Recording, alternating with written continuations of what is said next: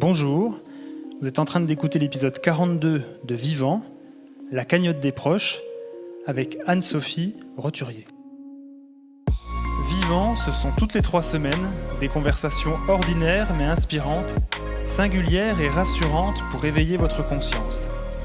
Mes invités ont accepté de partager leur histoire et avec eux, vous découvrirez que parler de la mort, c'est avant tout parler de la vie. Je suis Teddy Brodelet de tranquillité.fr. Bienvenue dans Vivant. Bonjour à tous et à toutes, j'espère que vous allez bien, heureux de vous retrouver dans ce nouvel épisode de Vivant, où aujourd'hui je reçois la cofondatrice de la cagnotte des proches, Anne-Sophie Roturier. Dans cet épisode, Anne-Sophie nous partage son parcours et son histoire et comment elle a créé, avec son conjoint, la première plateforme de financement participatif dédiée aux projets humains, solidaires et au soutien des familles en difficulté. Je ne vous en dis pas plus et laisse place à mon échange avec Anne-Sophie Roturier. Bonjour Anne-Sophie, bienvenue dans Vivant. Je suis très heureux de t'accueillir aujourd'hui. Comment vas-tu ? Bonjour Teddy, merci de m'accueillir sur ce podcast. Écoute, je vais très bien. Globalement, ça va, tout va bien. Le travail, la famille, l'environnement, tout va bien. Bon, c'est l'essentiel. D'y voir Anne-Sophie, on va aller directement droit au but. Est-ce que tu peux te présenter déjà pour les personnes qui ne te connaissent pas ? Donc, je m'appelle Anne-Sophie Roturier, j'ai 44 ans. Je suis maman de 3 enfants de 18, 15 et 10 ans. Je suis mariée à Christophe, qui est mon mari, mais aussi mon associé dans la vie. Et donc, nous vivons à Aix-en-Provence depuis 9 ans, après plusieurs expatriations dans le monde entier. Et qu'est-ce que vous avez fait avec Christophe ? Qu'est-ce que vous avez commis, ma chère Anne-Sophie, avec Christophe, à part des enfants ? Ouais. Sur un coup de folie, on s'est lancé dans l'entrepreneuriat. Ça faisait un certain temps qu'on avait envie de créer quelque chose ensemble. On n'avait pas trouvé forcément l'idée. Et puis, c'est au cours d'une expatriation aux États-Unis qu'on a découvert des plateformes, des cagnottes en ligne vraiment dédiées aux malades et aux personnes touchées par un accident de la vie. Et en rentrant en France, on s'est rendu compte qu'il n'y avait pas de cagnotte très spécialisée. Il y avait beaucoup de plateformes généralistes, mais pas spécialisées et tournées vers les patients. Et donc, on s'est lancé en 2017. On a créé la cagnotte des proches, la première cagnotte en ligne dédiée aux patients et à leurs familles. Vous aviez au-delà de cette expatriation aux États-Unis et qui a pu être un déclic, il y avait quelque chose dans votre parcours à vous deux, ou peut-être à l'un des deux, qui vous sensibilisait déjà aux problématiques des familles dans ces moments de vie ? Oui, évidemment. Alors, moi, à titre personnel, j'ai grandi dans une fratrie de 6 enfants. Ma sœur aînée, donc la numéro 2, moi je suis la 3e dans la fratrie, la numéro 2 est née avec une grosse déficience mentale. Et donc j'ai vraiment grandi avec la problématique du handicap toute mon enfance, avec forcément une sensibilité aux autres, aux plus fragiles, un sens aussi de l'engagement pour essayer d'aider ces familles en difficulté. Ça, c'est une première chose. Après, rapidement, ma maman est décédée d'un cancer foudroyant, donc j'ai été là, touchée par le deuil de plein fouet.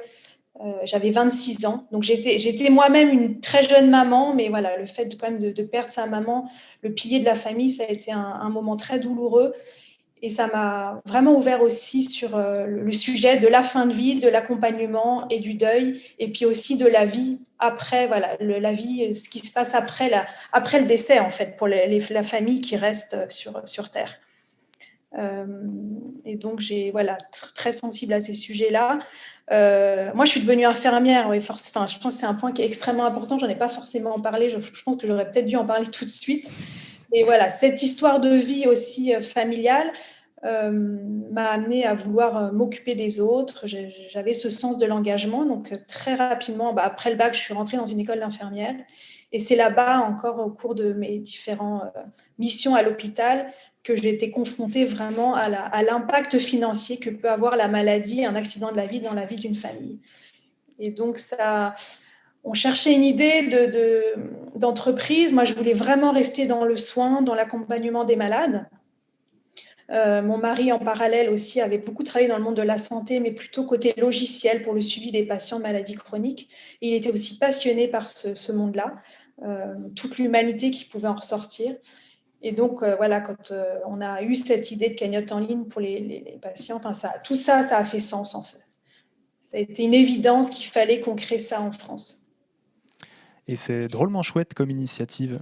Tu peux, pour les personnes en tout cas qui n'ont jamais vécu d'événements de vie douloureux, difficiles, euh, on aurait tous peut-être tendance comme ça, brute pour point, de se dire, mais en fait, dans des moments de vie aussi difficiles, accidents, etc., il y a des assurances pour ça, non? Il y a des couvertures sociales pour ça.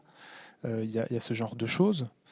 Pas vrai? Non? Il n'y a rien? Il y a des... Bah oui, c'est ce que je pense qu'en fait, tout Français qui n'a pas été confronté directement par la maladie, un accident de la vie, vous dira qu'en France, on a la Sécu, la mutuelle, la maison du handicap et que voilà, il n'y a pas de reste à charge. Et en fait, qu'on est vraiment confronté à ces difficultés, ben voilà, on voit bien que le reste à charge il est extrêmement important et que même avec un système de soins optimal, en fait, ça ne suffit pas et que le reste à charge parfois peut vraiment plomber, bouleverser des vies. Et c'est là que vient voilà, faire le travail de la cagnotte des proches. Ok, bon, moi donc, ceux qui écoutent le podcast en tout cas, ou qui suivent un petit peu de près ou de loin mon parcours, moi j'ai bossé 13 ans dans l'assurance, donc je sais effectivement que bah, y a des assurances derrière, pour peu qu'on ait souscrit un contrat qui va bien, et pour peu que l'assureur effectivement soit le plus compréhensif possible dans les procédures hein, pour débloquer l'argent, parce que ça aussi c'est un autre son de cloche, hein. Des fois ça met des mois, voire des années avant de récupérer des choses pour lesquelles on a cotisé. Donc je sais que c'est une vraie problématique. Du coup, qu'est-ce qui vous rend c'est quoi qui vous rend différent? Parce que tu as dit effectivement qu'il y a des cagnottes en France qui existent, qui ne sont pas spécialisées, du coup, mais au-delà de la spécialisation, il y a d'autres choses qui vous rendent différent, non? En fait, je pense que c'est vraiment l'accompagnement qu'on va proposer aux familles. Moi, ça n'avait pas de sens pour moi de créer une plateforme digitale où on va tous être derrière nos écrans à régler des problématiques de financement. J'ai besoin d'aller vers les familles, déjà d'être à l'écoute, parce qu'on est face à des familles extrêmement fragilisées, parfois isolées, qui ont, tout dépend du lieu d'habitation, mais parfois qui n'ont vraiment absolument pas d'aide. Et donc, l'idée de la cagnotte des proches, c'est d'accompagner tout au long de la cagnotte ces familles. Donc, un premier entretien téléphonique qui va permettre d'évaluer voilà, le besoin, euh, voir si la personne peut bénéficier d'aide institutionnelle. Évidemment, la cagnotte fait moins sens, donc c'est vérifier tout ça en amont. Et vraiment être à leur écoute et leur donner les clés aussi pour que cette cagnotte réussisse. On a voulu avoir un modèle économique 100% solidaire et donc on a décidé de ne pas avoir de frais de fonctionnement. On a une micro-commission pour les frais bancaires parce qu'on dépend d'un prestataire de paiement qui va sécuriser toute la plateforme et les transactions bancaires. Mais par contre, nous, nos revenus émanent des pourboires qui sont apportés par les donateurs et les porteurs de projets. C'est eux qui décident s'ils laissent ou pas quelque chose pour nous rémunérer. Voilà, et ça fonctionne. Et je pense que les gens sont contents d'avoir le choix, en fait. On ne leur impose pas de prix. Donc là, du coup, c'est vraiment 100% gratuit, vraiment de base, et c'est vraiment les gens à leur propre initiative qui décident ah bah ils ont été sympas, je leur donne quelque chose ou pas, quoi. On est vraiment 100% sur ça, quoi. Ça me fascine. Moi, ça me fascine. Je trouve ça tellement génial. Bah oui, je crois qu'il y a une, mais c'est ça en fait, c'est l'essence de tout ça, c'est qu'il y a une vraie reconnaissance des familles, des magnifiques témoignages tous les jours, et, et cette reconnaissance aussi par ces pourboires. Donc c'est ça qui nous permet d'avancer et de développer, de répondre encore mieux aux attentes des familles. C'était un gros pari hein, qu'on avait fait au départ, mais ça Bah, je me fonctionne. doute, oui. Bah, tant mieux, parfait. Et puis je pense que et c'est mérité, vraiment, parce que vous émanez quelque chose d'hyper hyper positif, hyper simple, et puis une vraie humilité en fait dans votre démarche. Et je trouve que, enfin, moi en tout cas, c'est comme ça que je le ressens de mon regard extérieur à moi. Est-ce que tu aurais des exemples de peut-être des anecdotes que tu aimerais partager avec nous par rapport à ton vécu sur ben, voilà, cette activité de la cagnotte des proches? Je sais pas, des anecdotes, des histoires, des choses que tu aimerais peut-être partager pour mettre un peu plus en perspective l'action et le rôle qui est le vôtre? Oui, bah, enfin, on a accompagné 3000 familles aujourd'hui, donc c'est 3000 Ah histoires ouais, dis donc. différentes. Donc, elles sont tous plus touchantes les unes que les autres. On accompagne dans différentes spécialités, on va dire, donc beaucoup dans la maladie et dans le cancer pour financer des soins de support. On accompagne aussi les patients en situation de handicap qui ont besoin de matériel adapté, de voitures aménagées, d'adaptation de logement.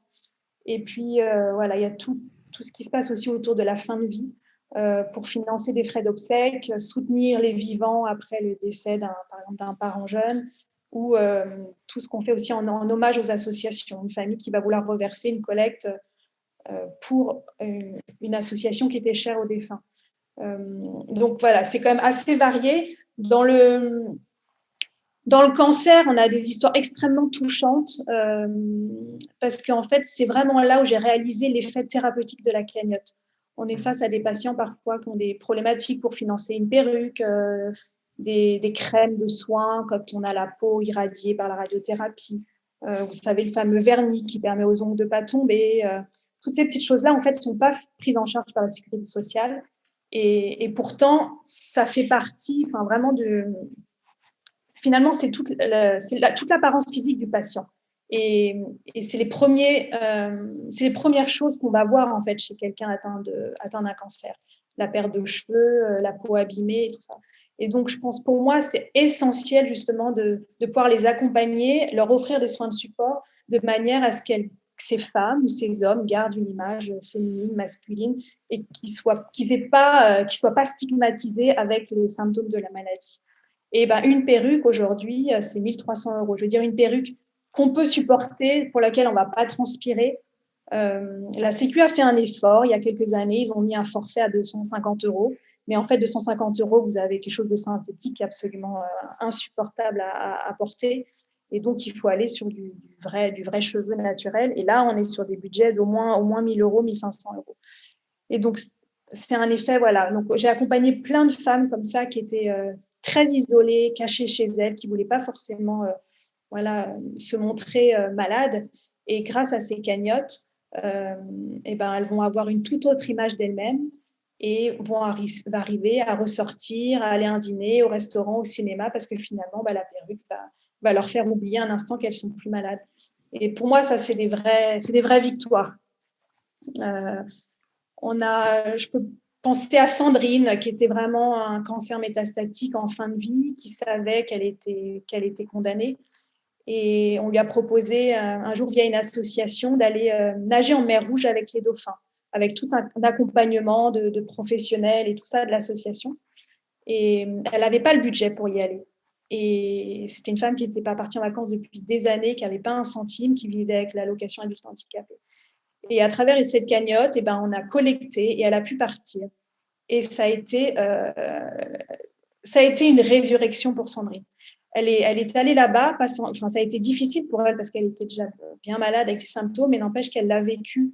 Et puis, portée aussi par toutes ses amies qu'elle s'était faites, finalement. Donc, elle s'est sentie aimée, portée. Et quand elle est rentrée de ce voyage, elle m'a dit, Anne-Sophie, mais en fait, ça y est, maintenant, je suis en paix avec moi-même. Je suis prête à partir. Et voilà, et elle est décédée quelques mois après. Mais ça aussi, pour moi, ça a été un grand moment dans la cagnotte des proches où ce voyage, cette cagnotte, a permis à Sandrine d'accepter la fin de vie et l'issue inévitable, en fait. Et elle est vraiment partie sereine et je pense souvent à elle. Et du coup, tu me parles de ce voyage-là qu'a pu se faire, etc. Les gens qui participent du coup aux cagnottes, c'est qui? C'est souvent les proches, les familles, les amis, ou ça peut être un cercle qui est plus large que ça finalement? Ouais, en fait, dans la collecte de dons, tu as 3 cercles. Donc, le cercle 1, ça va vraiment être la famille, les amis. Le cercle 2, c'est par exemple le commerçant, tu vois, de ton village. Donc, en fait, il y a un lien quand même indirect. Et le cercle 3, ce sont toutes les personnes anonymes. Et donc, voilà. Et après, évidemment, dans 95% des cas, ça va être plutôt cercle 1 qui va donner des dons. Et après, quand il y a des collectes de plus grande ampleur, tu vois, ce qu'on appelle les collectes vraiment publiques, là, dans ce cas-là, On peut faire appel aux médias, on peut faire un petit peu des campagnes de communication avec des flyers, des affiches. Et là, on arrive à toucher le cercle 2 et 3. Et le montant maximum aujourd'hui collecté sur la cagnotte, tu as une idée du montant maxi que vous avez pu récupérer? C'est Anne Roumanoff pendant le Covid, qui avait lancé une cagnotte pour soutenir les soignants. Ok, d'accord. Pour amener un petit peu de réconfort là, et de confort aussi dans les salles de repos. Et donc, elle avait collecté elle doit être à 150 000 euros. Qu'est-ce que tu aurais envie de dire à des gens justement qui nous écoutent et qui sont dans une difficulté et qui auraient besoin de la cagnotte des proches, qui auraient besoin de vous? Comment ils peuvent faire pour rentrer en contact avec vous et puis faire avancer un petit peu les choses de leur côté? Il suffit, pour avoir déjà créé une cagnotte, il suffit de se connecter sur la plateforme, lacagnottedesproches.fr. Après, évidemment, on est là en amont pour échanger. C'est extrêmement difficile d'ouvrir une cagnotte. Moi, je le vois bien avec les familles que j'accompagne. L'argent en France est un sujet extrêmement tabou. C'est pas quelque chose forcément que j'avais ressenti dans les pays anglo-saxons ou aux États-Unis, où on a vraiment le réflexe d'ouvrir une cagnotte pour soutenir des familles. Et donc là, je vois que la démarche est extrêmement compliquée. Et parfois, sur les nets, je vois des commentaires de gens qui disent encore des gens qui font la manche, mais qu'ils aillent bosser. C'est tellement facile d'aller demander aux autres. Et en fait, moi, j'ai juste envie de leur dire, mais vous imaginez pas le courage qu'il faut pour créer une cagnotte et l'envoyer à ses proches. C'est hyper difficile. Donc, j'essaie vraiment de travailler ça avec eux en amont quand je sens qu'il y a un blocage, que la personne n'ose pas. Toutes les semaines, on a des gens qui sont complètement bloqués sur le fait d'ouvrir une cagnotte, de la partager. Ils vont la créer, ils vont la partager, et puis sans imaginer une seconde, ils vont se retrouver avec des centaines de dons. Et en fait, ils vont se rendre compte qu'en fait, ils avaient des amis, ils étaient aimés, et que ces gens-là, en face d'eux, ils sont hyper contents de pouvoir faire un don concret, utile, qui va vraiment changer le quotidien du bénéficiaire. Et ça, moi, c'est ça qui est intéressant. J'accompagne les porteurs de projets, les malades, leurs familles, mais j'ai aussi en face les donateurs. Et qu'on rend super heureux parce qu'ils font, une fois, ils sont solidaires, ils font quelque chose de bien, ils sont contents de le faire. Donc, évidemment, pour toutes ces personnes qui ont ce petit blocage, qui ont des appréhensions, moi, je les invite vraiment à nous contacter, soit par les réseaux, soit par notre téléphone. Enfin, c'est facile de nous trouver. Et d'appeler pour qu'on puisse échanger et que je puisse vraiment rassurer sur cette démarche de collecte. Bon, donc Anne-Sophie, Christophe ou Alix, donc du coup vous ne tombez pas sur une plateforme impersonnelle, froide, etc. C'est vraiment tout l'inverse de la cagnotte. Donc n'hésitez pas, allez-y et je pense que l'équipe va bien vous aider, bien vous le rendre. Donc merci beaucoup Anne-Sophie pour ces partages. Est-ce que tu aurais toi des livres, films, documentaires, en tout cas des ressources que tu aimerais partager avec ceux et celles qui nous écoutent? Je pensais à des petits pas sur le sable mouillé ou à la Consolation. Anne-Dauphine Julien est venue à Aix il y a quelques semaines pour témoigner, cette maman donc, qui a perdu 3 enfants sur 4, 2 de maladies rares et puis son fils aîné d'un suicide. Et elle a écrit des très beaux livres et je trouve qu'il y a beaucoup d'éléments de réponse et de consolation, le nom de son dernier livre, pour accompagner, que ce soit les familles. Ok, merci beaucoup Anne-Sophie. Je te laisse le mot de la fin. Qu'est-ce que tu aimerais dire pour conclure? Oser franchir le pas. Je pense que j'ai osé il y a quelques années. Pour moi, la petite infirmière, je me sentais pas forcément légitime de créer une entreprise. Et j'ai osé, forcément poussée par mon mari, qui était le premier à croire en moi. Et ça, donc, c'est dans le cadre d'une création d'entreprise, mais ça peut être dans le cadre d'une création de cagnotte, dans le cadre d'un projet sportif. Je pense que on reçoit beaucoup en donnant, en osant, on reçoit énormément. Et j'invite vraiment toutes les personnes à sortir de sa zone de confort, et pour faire du bien autour de lui. Merci beaucoup Anne-Sophie pour ton temps ton temps et ce partage. Belle continuation à toi, à ton équipe et à la cagnotte. Et puis, à bientôt. Prends soin de toi. À bientôt. Merci beaucoup, Teddy. Voilà, c'est fini pour aujourd'hui. J'espère que cet épisode vous a plu. Si c'est le cas, je vous invite à laisser un avis 5 étoiles ainsi qu'un mot gentil sur vos plateformes de podcast, Apple et Spotify. Ça aide énormément Vivant à se faire connaître. pouvez également rejoindre la communauté de Vivant sur Facebook, Instagram ou sur la chaîne YouTube @VivantPodcast et vous abonner à ma page LinkedIn @TeddyBroadley. Pour ma part, je vous donne rendez-vous dans 3 semaines. Mon invitée sera Sandra Meunier, art-thérapeute et fondatrice des Nétoiles et de l'association Terre de Joie. Ce sera le dernier épisode de cette saison 3 de Vivant, un épisode magique, joyeux, lyrique, où nous répondrons à la question « Quel est le sens de la vie ?» Je vous fais plein de gros bisous et surtout, prenez soin de vous.